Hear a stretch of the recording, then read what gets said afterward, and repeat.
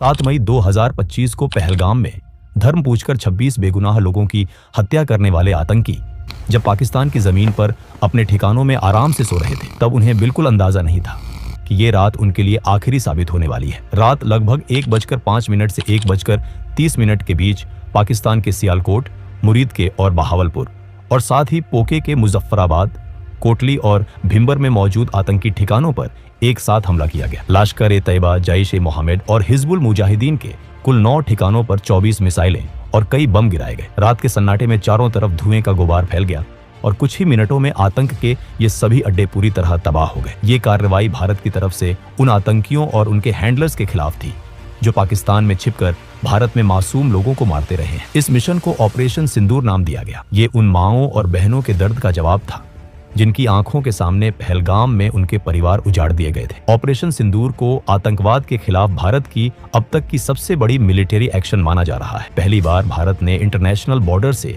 करीब 100 किलोमीटर अंदर जाकर आतंकी ठिकानों को निशाना बनाया। इस ऑपरेशन में 100 से ज्यादा आतंकियों के मारे जाने की जानकारी सामने आई।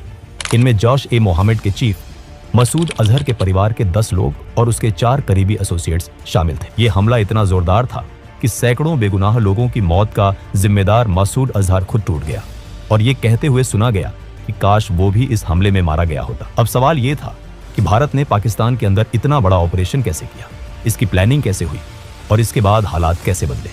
आतंकी ठिकाने तबाह होने के बाद पाकिस्तान ने घबराकर भारत के सिविलियन एरियाज और मिलिट्री साइट्स को नुकसान पहुंचाने की कोशिश की, लेकिन वो इसमें पूरी तरह नाकाम रहा। इसके जवाब में इंडियन आर्म्ड फोर्सेज ने पाकिस्तान के 11 एयरबेस पर कड़ी कार्रवाई की। इससे पाकिस्तान को भारी नुकसान हुआ और उसे पीछे हटने पर मजबूर होना पड़ा। पहलगाम हमले को अंजाम देने वाले 4 आतंकी हमले के बाद जंगलों में भाग गए, लेकिन भारत ने साफ कहा कि इस हमले के जिम्मेदार लोगों और इसकी साजिश रचने वालों को उनकी सोच से भी बड़ी सजा दी जाएगी। भारत ने यह भी साफ किया कि ये एक बेहद प्रिसाइज और जॉइंट मिलिट्री ऑपरेशन था जिसमें पाकिस्तान और पाकिस्तान ऑक्यूपाइड जम्मू एंड कश्मीर में मौजूद 9 बड़े टेरर कैंप्स को निशाना बनाया गया। इसका मकसद सिर्फ पहलगाम हमले के विक्टिम्स को जस्टिस दिलाना था। हमले के बाद पाकिस्तान की ओर से रात के अंधेरे में ड्रोन्स भेजे गए, लेकिन इंडियन आर्मी ने तुरंत एक्शन लेते हुए करीब 50 ड्रोन्स को हवा में ही नष्ट कर दिया। इसके साथ ही देशवासियों को भरोसा दिलाया गया कि मातृभूमि पर किसी भी तरह का हमला सफल नहीं होने दिया जाएगा। इसी दौरान लाहौर में मौजूद पाकिस्तान का एयर डिफेंस रेडर और डिफेंस सिस्टम भी इंडियन फोर्सेस की कार्रवाई में पूरी तरह न्यूट्रलाइज कर दिया गया।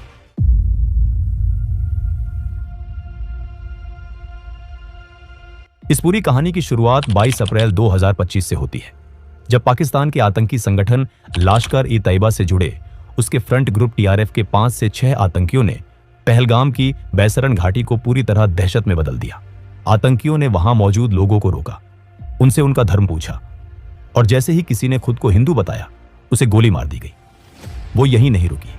आतंकियों ने पुरुषों से उनकी धार्मिक पहचान साबित करने के लिए कलमा पढ़ने को कहा। जो लोग कलमा नहीं पढ़ पाए, उन्हें बेरहमी से मार दिया गया। इस तरह सिर्फ धर्म के आधार पर 26 बेगुनाह पुरुषों की जान ले ली गई। यह पाकिस्तान की तरफ से कराया गया कोई पहला आतंकी हमला नहीं था। पिछले 2-3 दशकों में पाकिस्तान स्पॉन्सर्ड टेररिज्म के तहत 2001 parliament attack, 26/11 Mumbai attack, Pathankot, Uri और पुलवामा जैसे कई बड़े हमले भारत में कराए जा चुके हैं। साल 2024 में भी जम्मू कश्मीर के सोनमार्ग, गुलमर्ग और रियासी में हमले हुए थे, लेकिन पहलगाम का हमला इन सब से अलग था। इस बार आतंकियों ने इंसानियत की हर सीमा पार कर दी थी। धर्म के आधार पर की गई इन हत्याओं ने भारत की सहन शक्ति की हद भी पार कर दी। वहीं दूसरी तरफ पाकिस्तान ने हमेशा की तरह वही पुराना खेल शुरू कर दिया। कभी उसने पहलगाम हमले में शामिल आतंकियों को फ्रीडम फाइटर्स बताया, तो कभी भारत पर ही आरोप लगाने लगा। इस बार भारत सरकार ने पाकिस्तान से सिर्फ बयानबाजी करने के बजाय ठोस कदम उठाने का फैसला किया। सबसे पहले डिप्लोमेटिक लेवल पर ऐसे फैसले लिए गए जो पहले कभी नहीं किए गए थे। भारत ने इंडस वाटर ट्रीटी को सस्पेंड कर दिया। पाकिस्तान की करीब 80% खेती योग्य जमीन इंडस रिवर और उसकी सहायक नदियों के पानी पर निर्भर है, जिसे वहां की लाइफलाइन माना जाता है।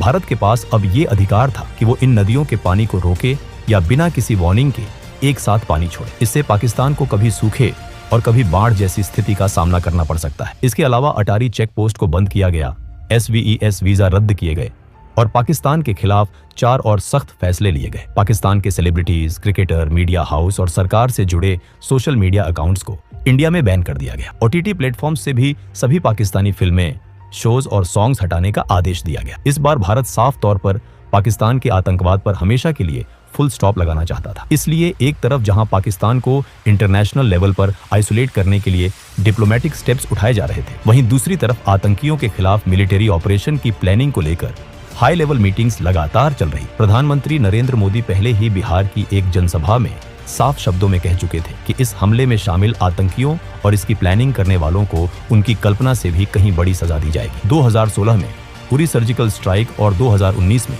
बालाकोट एयर स्ट्राइक के बाद पाकिस्तान को अच्छी तरह समझ आ चुका था कि भारत जरूरत पड़ने पर सैन्य कार्रवाई करने से पीछे नहीं हटता। इसी डर की वजह से पहलगाम हमले के बाद पाकिस्तान को आशंका थी कि इस बार भी भारत जवाबी कार्रवाई करेगा। इसी बीच वो LOC पर लगातार फायरिंग करके माहौल बिगाड़ने की कोशिश करने लगा। उसका मकसद साफ था, तनाव बढ़ाकर विदेशी ताकतों का ध्यान खींचना, ताकि न्यूक्लियर वॉर का डर दिखाकर भारत पर दबाव बनाया जा सके और उसे किसी कार्रवाई से रोका जा सके। लेकिन भारत ने इन चालों की परवाह नहीं की। पहलगाम हमले के बाद भारत पूरी गंभीरता से आतंकियों के खिलाफ एक बड़े ऑपरेशन की तैयारी में जुट चुका था। 19 अप्रैल को दिल्ली में एक हाई लेवल मीटिंग हुई। इस मीटिंग में प्रधानमंत्री नरेंद्र मोदी, रक्षा मंत्री Rajnath Singh, national security advisor Ajit Doval, chief of defence staff general Anil Chauhan और तीनों सेनाओं के प्रमुख मौजूद थे। इस बैठक में प्रधानमंत्री मोदी ने साफ कहा कि आतंकवाद को खत्म करने के लिए सेनाएं जो जरूरी समझें वो कदम उठाएं। उन्हें पूरी छूट दी गई। इसके बाद भारतीय सेनाओं ने फैसला किया कि पाकिस्तान और पाकिस्तान के कब्जे वाले जम्मू कश्मीर में मौजूद आतंकी ठिकानों पर एक बड़ी एयर स्ट्राइक की जाएगी। मकसद साफ था, उन ठिकानों को खत्म करना जहां बैठकर भारत पर हमलों की साजिश रची जाती थी और जहां आतंकियों को ट्रेनिंग दी जाती थी। इस काम में खुफिया एजेंसियां भी पूरी ताकत से जुट गईं। रॉ और NTRO ने पाकिस्तान और POK में मौजूद आतंकी ठिकानों की रियल टाइम जानकारी जुटानी शुरू कर दी।